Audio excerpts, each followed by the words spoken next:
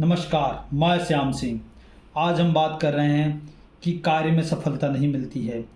कोई भी कार्य हो, चाहे पढ़ने संबंधित हो, चाहे नौकरी संबंधित हो, चाहे व्यवसाय संबंधित हो। अब ये कार्य में जो सफलता नहीं मिलती है, इसके भी कई कारण होते हैं। हमें ऐसा लगता है कि हमारी किस्मत खराब है, इसलिए हम कार्य में सफलता नहीं पा रहे हैं। हर कार्य को करने की एक पद्धति होती है, हर कार्य को करने की एक विधि होती है, हर कार्य को पूर्ण करने के लिए एक योजना होती है। और उस योजना के माध्यम से, जैसे आप एक लोन लेने जाते हैं तो लोन के लिए एक प्रक्रिया होती है।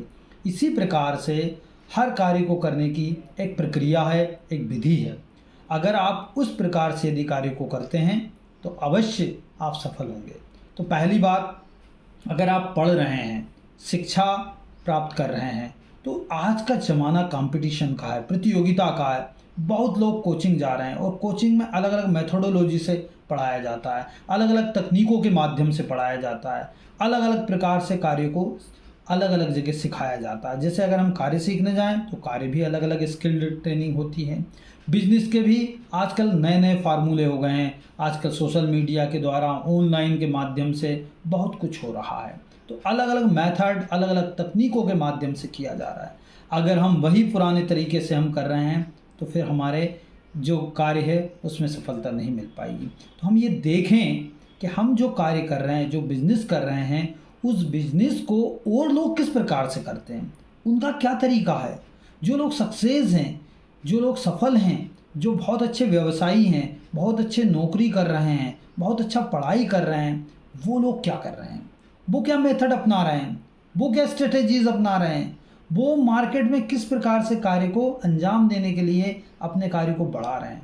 तो जब तक हम ये नहीं देखेंगे तब तक हम अपनी रणनीति नहीं बना पाएंगे। तो इस रणनीति को बनाने के लिए आपको ये टटोलना होगा, ये ढूंढना होगा कि हम जिनसे प्रतियोगिता कर रहे हैं, प्रतियोगिता का मतलब है अगर हम भी बिजनेस में कहीं खड़े हो रहे हैं तो और लोगों के साथ प्रतियोगिता ही हुई कि उनके मुकाबले हम भी खड़ा होना चाह रहे हैं, हम भी मार्केट में अपना नाम बनाना चाह रहे हैं। तो वो लोग किस प्रकार से कार्य कर रहे हैं और ग्राहक क्या चाहता है, ग्राहक की क्या डिमांड है और किस प्रकार का माल हम रखें तो ग्राहक उसे पसंद करते हैं या ग्राहक उसे लेना चाहते हैं। तो ये सब चीज़ें हमें मार्केट स्ट्रेटेजीज अपनानी होगी, मार्केट सर्वे करना होगा। अगर हम पढ़ाई कर रहे हैं तो हमें ये देखना होगा अन्य बच्चे किस प्रकार से पढ़ रहे हैं, वो लर्न किस प्रकार से कर रहे हैं, वो याद किस प्रकार से रखते हैं। हमारी स्पेलिंग मिस्टेक्स हो रही हैं या लिखने में दिक्कत हो रही है या हम सेंटेंस को भूल जा रहे हैं या सेंटेंस में ग्रामेटिकल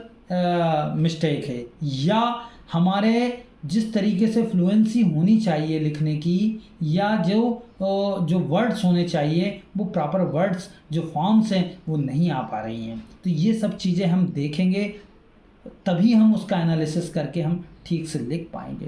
क्योंकि आजकल ऐसा कंपटीशन का ज़माना है कि लोग अच्छे से अच्छा चाहते हैं, बहुत अच्छा चाहते हैं। आप थोड़ा भी अगर करते हैं तो उतना लोग पसंद नहीं करते हैं। तो यदि सक्सेस होना है तो हमें कंपटीशन में रहना ही होगा और कंपटीशन में रहने के लिए और लोग किस प्रकार से कार्य कर रहे हैं मार्केट में, समाज में, उस प्रकार से हमें कार्य करना होगा तो हम उनको कम्पिटिट कर पाएंगे, अन्यथा हम पीछे रह जाएंगे। तो मेरा आपसे अनुरोध है कि किसी भी कार्य को प्रारंभ करने के लिए उसका सर्वे करें, मार्केट सर्वे करें, उस कार्य का सर्वे करें कि उसकी डिमांड कितनी है, मार्केट में हम कितने सक्सेस हो पाएंगे और लोग हमारे से कितना माल ले पाएंगे। तो उसको या तो हम इस प्रकार का कार्य शुरू करने के पहले उस बिज़नेस में कहीं ना कहीं कुछ दिन के लिए जॉब कर लें। ऐसी जगह एक छोटी सी बात बताना चाह रहा हूँ, किराने की दुकान है, किराने की दुकान पे जॉब कर लें तो आपको वहाँ की स्ट्रेटजीज पता चल जाएगी।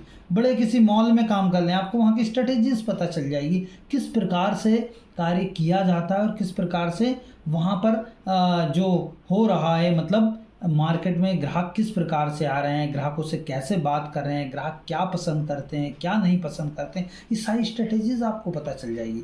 तो सफल होने के लिए बहुत ज़रूरी है कि मार्केट में हमें आना ही पड़ेगा। हम सोचे कि मार्केट में सीधे आ जाएं, नहीं।